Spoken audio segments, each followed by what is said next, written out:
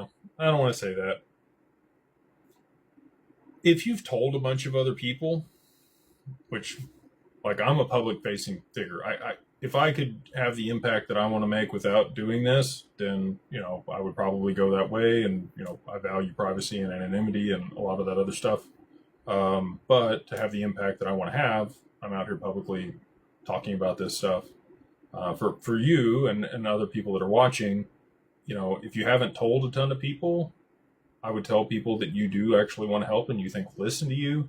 But outside of the scope of that, you probably want to keep it on the DL and not be sharing it with a ton of people, because you will become a target.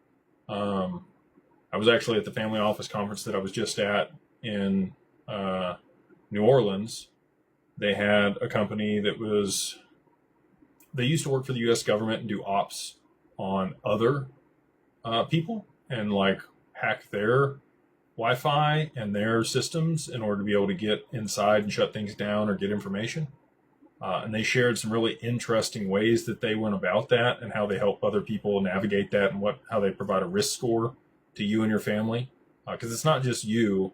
Even if you've done everything for yourself to make sure that you're mitigating those risks, it's a lot of times it's your loved ones that are frequenting a coffee shop or have a pretty regular cadence in their schedule, and they go certain places at certain times. And, all of those things are trackable on your phone at this point. So if they SIM swap you, or one of the other things they talked about was like the USB chargers at the airport.